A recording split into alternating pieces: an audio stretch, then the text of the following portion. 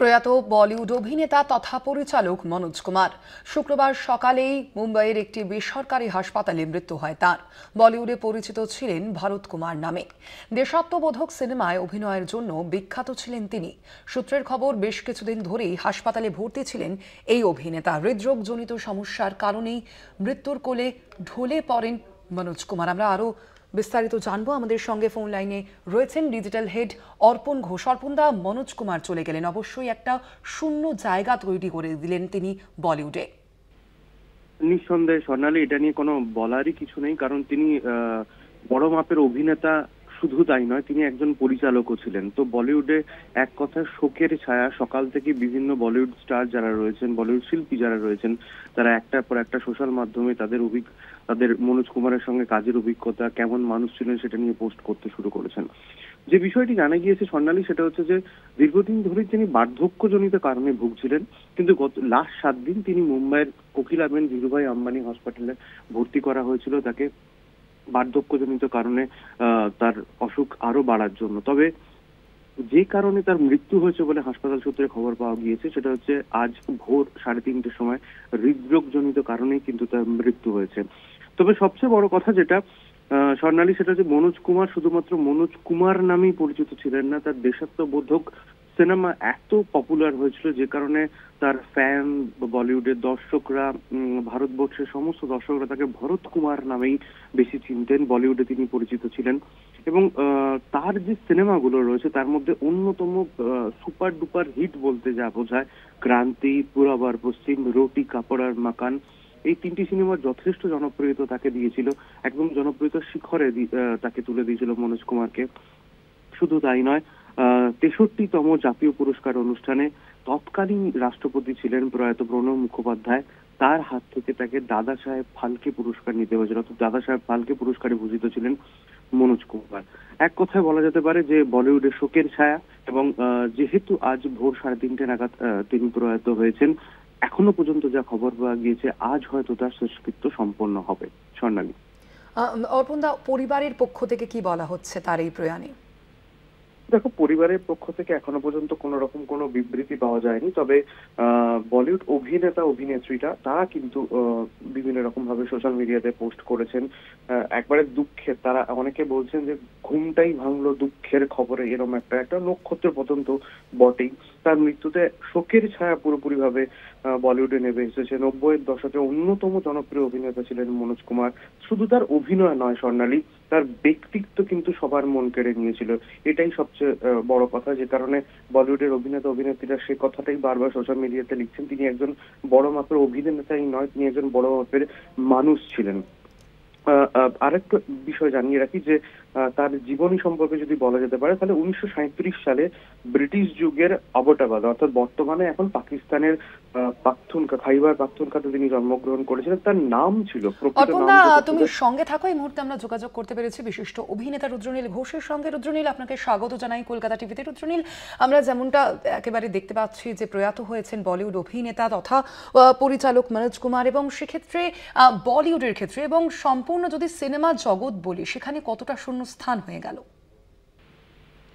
দেখুন, বহু আগে থেকে যখন হিন্দি সিনেমার জয়যাত্রা শুরু হয়েছিল, সেই সময় তিনি অত্যন্ত জনপ্রিয় হিরো ছিলেন। এটা ঘটনা যে এখন আমাদের কম বয়সে প্রচুর ছেলে মেয়েকে আমরা হিরো বা হিরোইন হতে দেখি, কিন্তু সেই সময়টা এমনটা ছিল না। ওই সময় অনেকের মধ্যে মনোজবাবু তার নিজের জায়গা করে নিয়েছিলেন, এবং ওনাদের যে রেখে যাওয়া কাজগুলো, সেই কাজগুলোই কিন্তু বর্তমানে যারা বা আগামীতেও যারা ভালো সিনেমা, কোন কমার্শিয়াল সিনেমা মানুষের মনকে ছোঁয়, তার একটা দলিল হয়ে থেকে যায়, সেটা যিনি অভিনেতা হন বা পরিচালক হন। তো যবে থেকেই অভিনেতার তার শারীরিক বা মানসিক কারণে তিনি যখনই অভিনয়ে থেকে সরে যান বা বিরত হন ক্যামেরার সামনে আসা থেকে, সেই দিনই কিন্তু অভিনেতা কার্যত শুধু রেখে যান তার কাজটাকে। কিন্তু অভিনেতা মৃত্যু হয়ে গেলেও তার রেখে যাওয়া কাজগুলোই তার নিশানি হিসাবে, তার লেসন হিসাবে আমাদের কাছে থাকে। যেমন মনোজবাবুর রুটি কাপড়া মাকান অত্যন্ত চর্চিত, বা পুরা পশ্চিম, এই যে শোর, এই ধরনের যে সিনেমাগুলো রয়েছে সেগুলো আমাদের শেখাবে, অনুপ্রেরণা দেবে, এইটুকুই। আর তার প্রতি শ্রদ্ধার্ঘ। একেবারেই ধন্যবাদ আপনাকে রুদ্রনীল বাবু। আমরা কথা বলছিলাম বিশিষ্ট অভিনেতা রুদ্রনীল ঘোষের সঙ্গে। আপনাদের যেমনটা জানাচ্ছিলাম, প্রয়াত হয়েছেন বলিউড অভিনেতা তথা পরিচালক মনোজ কুমার। আমাদের সঙ্গে ফোন লাইনে রয়েছেন ডিজিটাল হেড অর্পণ ঘোষ। অর্পণ দা, যেমনটা জানাচ্ছিলে তুমি।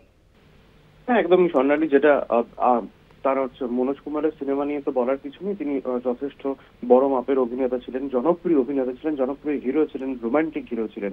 কিন্তু তার জন্ম নিয়ে আমরা যেটা বলছিলাম যে 1937 সালে যখন অবিভক্ত ভারত ছিল, ব্রিটিশ যুগ ছিল, তখন তিনি পাকিস্তানের খাইবার পাখতুনখাতে জন্মগ্রহণ করেছিলেন। তার প্রকৃত নাম যেটা ছিল সেটা হচ্ছে হরিকৃষ্ণ গোস্বামী।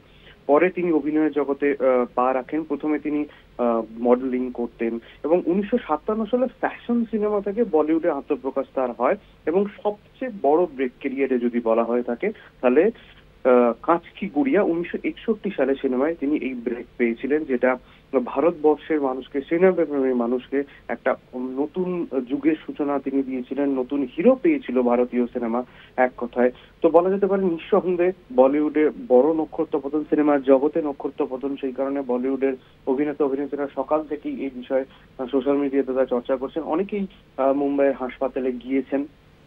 যেটা বক্তব্য সেটা হচ্ছে, বারবার একটি কথাই বলিউডের অভিনেতারা বলছেন, যারা তাদের সঙ্গে কথা হয়েছিল, যারা অভিনয়ে কাজ করার সুযোগ পেয়েছিলেন, তার পরিচালনায় কাজ করার সুযোগ পেয়েছিলেন, বারবার একটা কথাই বলছেন যে মনোজ কুমার শুধুমাত্র একজন অভিনেতা নন, তিনি একজন বড় মাপের মনের মানুষ, যেটা সবাইকে মুগ্ধ করত।